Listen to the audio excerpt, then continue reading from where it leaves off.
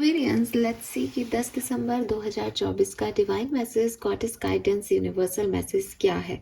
Universe आपसे क्या कहना चाहते हैं आज के दिन, आपको किस बात का ध्यान रखना चाहिए। ये जो गाइडेंस है ये बेसिकली आज के पर्टिकुलर डे में होने वाली सिचुएशन के रिगार्डिंग हो सकता है, या ये एक ओवरऑल गाइडेंस हो सकता है आपकी लाइफ के लिए, जिसे अभी आपको समझना चाहिए, जानना चाहिए और फॉलो करना चाहिए। सो लेट्स सी कि यूनिवर्स का क्या मैसेज है कुंभ राशि आपके लिए 10 दिसंबर 2024। Alright, please universe, please divine power, please spirit guides, please give me the accurate message which are in our higher goods. Thank you so much. Please give me the accurate message which are in our higher goods. Thank you.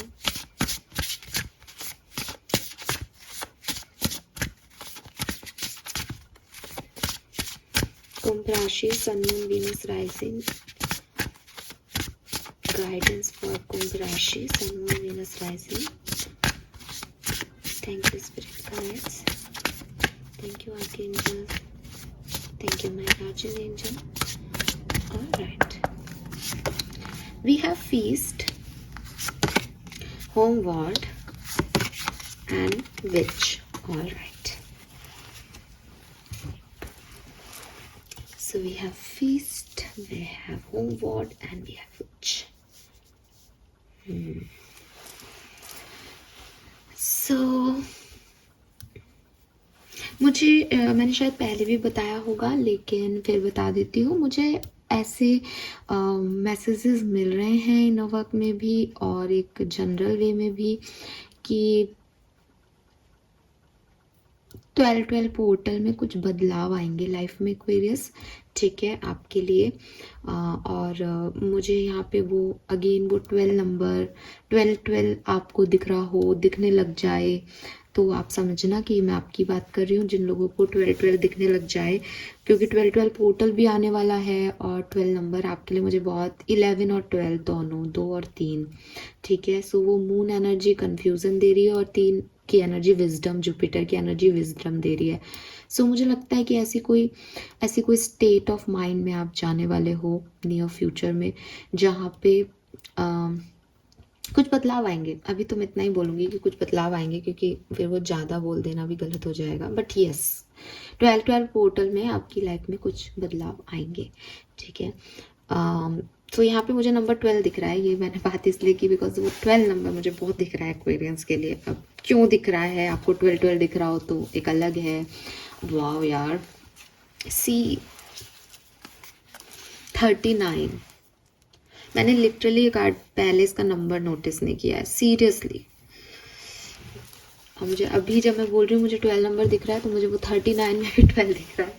सो ये कुछ है 12 number, और अगर आपके लिए already significant number है then good one, ये आपके लिए रीडिंग है, मैं शायद आपको पकड़ रही हूँ यहाँ पे, ठीक है। अदरवाइज जहाँ तक मैं देख रही हूँ ये 12 पोर्टल का कोई मैसेज है जो कि चैनल हो रहा है, तो यस। नंबर 9 भी है, 27 से 9 है, 29 से 11 हमने पहले ही बोल दिया, 11 2, 42 से 6, तो ये नंबर है और 12 नंबर बहुत खास है, ठीक है। कलर ऑफ द डे है ग्रीन कलर या सी ग्रीन, सी ब्लू, ऐसे कलर्स जो हैं वो बहुत अच्छे होंगे। एक प्लांट्स के इर्द गिर्द रहना, प्लांटेशन करना, फूल पत्ती पेड़ों के इर्द गिर्द रहना, नेचर में जाना घूमने, सुबह की धूप खाना ना, ये बहुत अच्छा होगा। मॉर्निंग की सनरेज आपके लिए बहुत बढ़िया है। सुबह सुबह उठना, पंछियों को दाना देना या अपने गार्डन में बैठना, ये लिटरली आपके लिए बहुत अच्छा होगा। ये आपको हील करेगा इफ़ यू नीड इट। अब मैसेज क्या है? नंबर 1,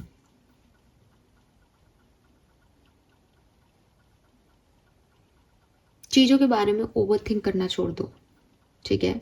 हो सकता है कि आप अभी बहुत ज़्यादा सोच रहे हो ये चीज़ें ऐसे वर्क कर जाएंगी क्या, मैं ऐसे कर लूँ क्या, मैं ऐसे कर दूंगी तो ये हो जाएगा क्या, मैं ऐसे कर लूँगा तो ये हो जाएगा क्या। छोड़ दो इनको, छोड़ दो एक्वेरियस, बिकॉज आपके हाथ में कुछ नहीं है। ठीक है, आपको नहीं पता कि आगे चीज़ें किस तरीके से घटेंगी। अगर आप उन पे पूरी तरीके से अभी गिव अप कर देते हो तो भी आपका नुकसान है। अगर आप उन चीज़ों को ऑब्सेसिवली पकड़े रहते हो तो भी आपका नुकसान है। उनको खुला छोड़ दो। अगर वो आपके लिए हैं अवेलेबल, उनको एन्जॉय करो, सेलिब्रेट करो, जियो उस मोमेंट को। बिकॉज़ मैं आपसे एक बात करती हूँ कि देखो, आप हो सकता है अभी आज परेशान हो, ठीक है? हो सकते हो कि भाई मैम आपको नहीं पता हमारी लाइफ में बहुत कुछ बीता, ठीक है? आई एग्री, ठीक है? अब ये जो कुछ भी आपकी लाइफ में बीता, ठीक है? इसमें फॉर एग्जाम्पल कुछ भी आपकी लाइफ में बीता, आप एक ब्रेकअप से गुजरे, ठीक है? आपको किसी ने चीट किया, आपने अपने लव वंस को खो दिया, आपकी जॉब चली गई, कुछ भी कितना भी नेगेटिव हो, ठीक है? लेकिन उस नेगेटिविटी के अंदर, उस पूरा नेगेटिव सिनेरियो जो आप लेके चल रहे हो कि भाई किसी का छोड़ना, किसी का ब्रेकअप मेरे लिए, सेपरेशन मेरे लिए दुखदाई रहा, एग्री। बट वो जो सेपरेशन हुआ वो तब हुआ जब किसी से रिश्ता बना। वो रिश्ता दुखदाई था क्या? उस रिश्ते में कुछ तो ऐसे मौके आए होंगे जब आपको अच्छा लगा होगा। आपको लगता है कि मेरे लव वंस का जाना मेरे लिए दुखदाई रहा, लेकिन क्या हम इसको ऐसे नहीं देख सकते कि हमारे लव वंस ने बहुत ज़्यादा तकलीफ़ नहीं सही, या उनको शायद हमें परेशान नहीं करना था, शायद हम बहुत अच्छे लोग हैं जो भगवान ने भी हमको ज़्यादा तंग नहीं किया। मतलब एक, मैं ये नहीं कह रही किसी का जाना आप पॉजिटिवली लो, किसी का जाना पॉजिटिवली नहीं होगा लाइफ में, लेकिन उनसे जुड़ी कुछ चीज़ें पॉजिटिव होती हैं ना। तो वही मोमेंट है, वही जीना है बेसिकली।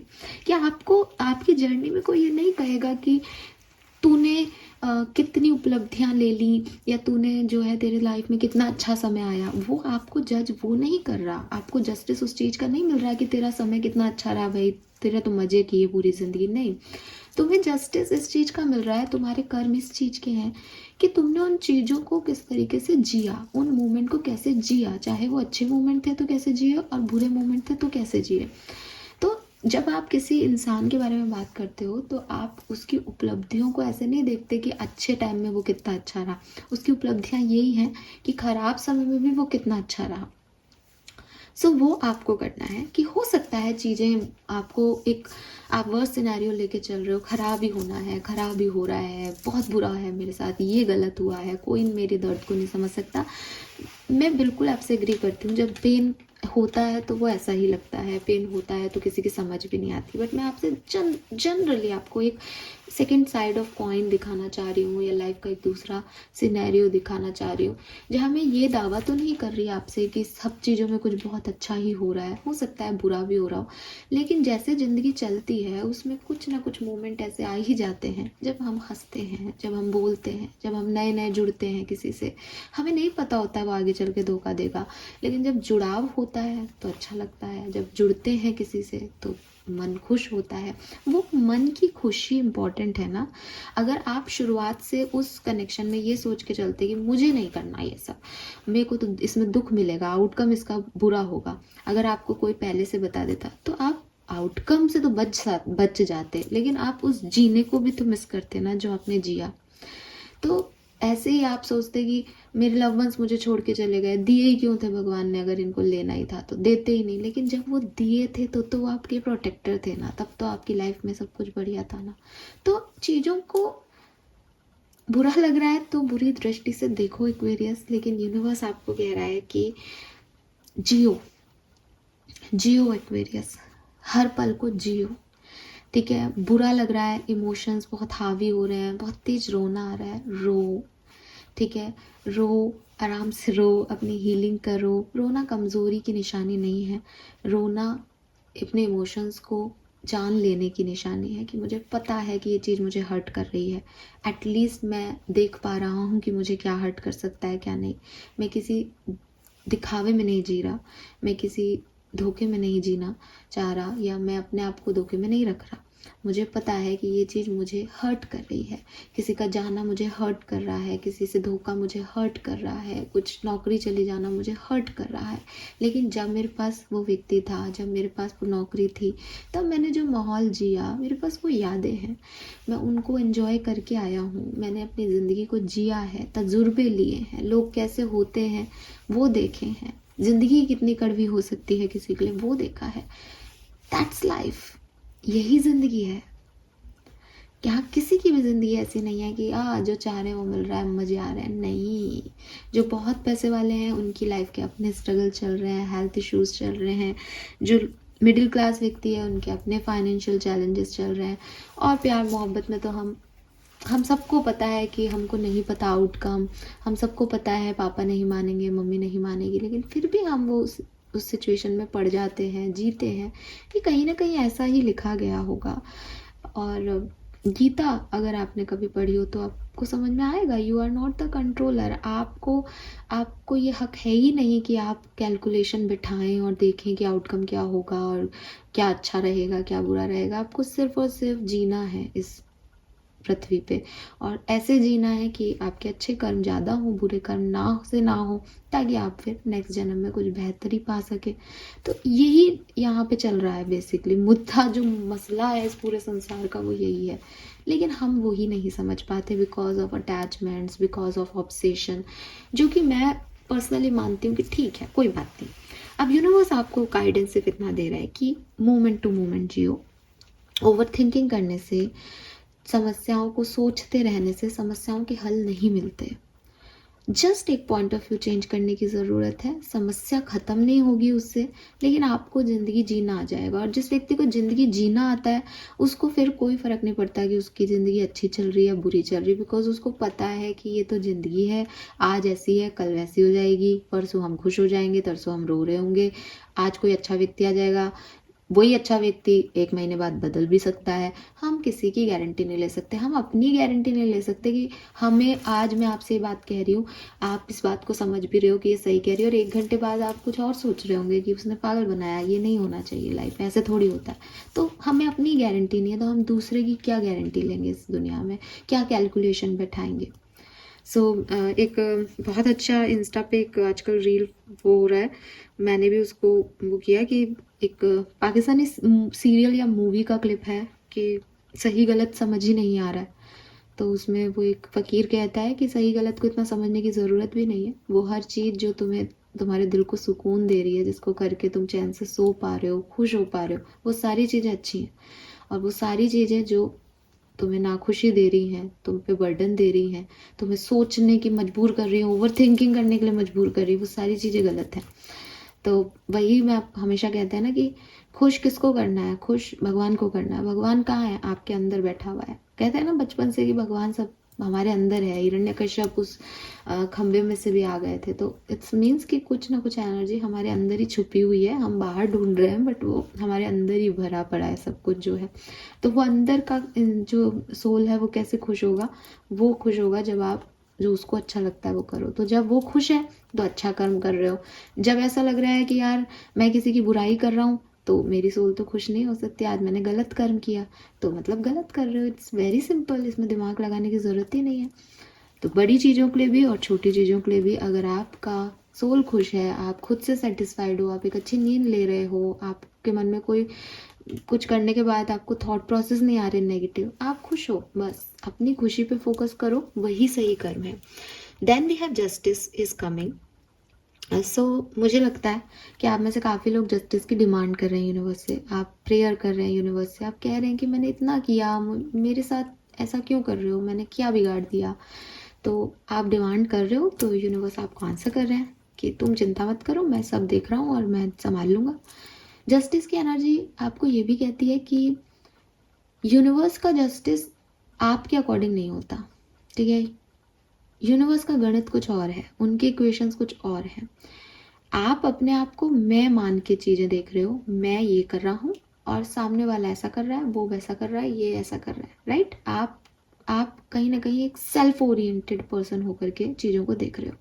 यूनिवर्स ऐसे नहीं देख रहा, वो खुद इन्वॉल्व नहीं है। खुद इन्वॉल्व होते ही आदमी पार्शल हो जाता है, बिकॉज उसको खुद ज़्यादा दिखता है, दूसरे कम दिखते हैं। आप सामने वाले की इंटेंशन नहीं समझते, ठीक है। आप सामने वाले की मजबूरियां नहीं समझते, आप सामने वाले की स्थिति में नहीं हो, आप सामने वाले के इमोशंस नहीं जी रहे हो, सेम एज यू। वो भी आपके बारे में नहीं जानता, आपकी इमोशंस नहीं समझता, आपकी स्थिति में नहीं है। लेकिन हम सब अपने अपने हिसाब से बढ़िया करने की कोशिश करते हैं। आदमी जो कि एक नॉर्मल इंसान है, जो कि एक नॉर्मल ज़िंदगी जीता है, जिसने मर्यादाओं में लाइफ जी है, जिनके प्रिंसिपल्स रहे हैं, जहाँ संस्कार मिलते हैं, जिन्हें हम संस्कार कहते हैं कि हमें अच्छा बुरा सिखाया जाता है, ऐसे लोगों की मैं बात कर रही हूँ। क्रिमिनल्स माइंडसेट की या गंदे लोगों की बात नहीं कर रही हूँ जो एक्चुअली में चीटर्स होते हैं, बट एक जनरल एक नॉर्मल इंसान जो है, मैं उनकी बात कर रही हूँ। तो नॉर्मल इंसान चीटर हो भी नहीं सकता, नॉर्मल इंसान गलत कर भी नहीं सकता, बिकॉज हमें हमारा कॉन्शियस अलाउ नहीं करता। अगर हम किसी के लिए कुछ थोड़ा सा भी ऐसे सोच भी लेते हैं तो ऐसे लगता है अरे यार पाप हो गया, भगवान कहते हैं ना, कोई देख रहा है, कोई शक्ति है जो देख रही होगी, ऐसे ऐसे जिया जाता है। हमें ऐसे कहा गया है कि गलत नहीं करना है, गलत नहीं बोलना है। तो उन नॉर्मल लोगों में कोई किसी को नुकसान नहीं पहुंचाना चाहता, बट फिर भी वही नॉर्मल लोग सब एक दूसरे के नुकसान के भागीदारी हो जाते हैं। रीज़न इज कि इंटेंशन सबके अपने अपने लिए प्योर हैं, सामने वाले के लिए प्योर नहीं होते। और ये ह्यूमन नेचर है, भगवान ने ऐसा ही बनाया है, इसमें मैन्युफैक्चरिंग डिफेक्ट है, इसमें हम आपकी और किसी और की कोई गलती नहीं है, ठीक है।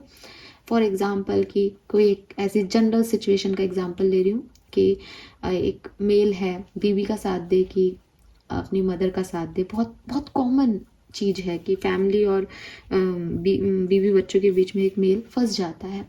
तो उस परिस्थिति में कोई भी मेल आ सकता है, उसने सोचा भी नहीं होगा कि कभी उसको ऐसे अपनी मदर या बीवी में से कोई चूज़ करना पड़ेगा। उसको ये भी लगता है भाई माँ अपनी जगह सही है, वो पुराने ख्यालों की है, वाइफ अपनी जगह सही है, तो अब वो किसका साथ ले और वो क्या करे। तो ऐसी दुविधाएं जो होती हैं उसमें बेसिकली आपकी कॉन्शियसनेस काम करनी चाहिए, आपकी बैलेंस एक्टिविटी काम करनी चाहिए। ये पर्सन अब चाहे माँ का साथ देगा तो भी बीवी को लगेगा कि ये गलत है, वो बीवी का साथ देगा तो माँ को लगेगा कि वो गलत है, क्योंकि बीवी और माँ अपने अपने लेवल पे सोच रहे हैं, उस व्यक्ति का कोई नहीं सोच रहा जिसके दोनों रिश्ते हैं। तो वही चीज़ है कि एक बैलेंस अप्रोच लेके चलना बहुत मुश्किल हो जाता है एक नॉर्मल इंसान के लिए। जो अच्छा है, जो बुरा है वो तो तुरंत अनफेयर की तरफ चला जाएगा, उसको कोई फ़र्क भी नहीं पड़ रहा वो गलत कर रहा है सही कर रहा है। लेकिन जो अच्छे लोग हैं उनको ये फ़र्क पड़ता है कि वो क्या कर रहे हैं क्या नहीं, तो वो फंस जाते हैं, है ना। तो अब यहाँ पे यूनिवर्स बीवी की सुने, बीवी की प्रार्थना सुने। तो बीवी प्रार्थना कर रही है कि वो बहुत खराब आदमी है, उसने मेरा साथ नहीं दिया। तो यूनिवर्स कह रहा है यार उसके इंटेंशन तो नहीं हो, तो तुमसे प्यार करता है, लेकिन माँ के खिलाफ कैसे जाए, माँ ने पाला है। माँ अलग कि मेरे बेटे को फंसा लिया, अब तो बेटा भी बहू का हो गया, इसको सिखाओ, इसको छोड़ के चली जाएगी तब मजा आएगा। तो माँ भी ऐसी प्रेयर कर रही है। तो यूनिवर्स अगर बीवी की सुन ले तो भी आदमी की को सजा मिल जाए, जस्टिस मिल जाएगा, और माँ की सुन ले तो भी उस आदमी का। बट क्या सच में वो आदमी गलत है? नहीं ना। तो यूनिवर्स का मैथ्स आप जैसा नहीं है, ठीक है। अगर आप ऐसी किसी सिचुएशन में हो कि आप मांग रहे हो अरे उसने मेरे साथ खराब किया, उसको सजा देना, उसको सजा देना, तो यू नेवर नो कि शायद आप ज़्यादा खराब वाली स्थिति में हो सकते हो, और सजा जब मिलेगी तो आपको भी मिल सकती है। तो जस्टिस हमेशा बैलेंस कहता है कि अगर तुमने सच में कुछ अच्छा किया है, तुम अच्छी आत्मा हो, तुम्हारे कर्म अच्छे हैं, तो टेंशन नहीं लेने का, सब बढ़िया होगा।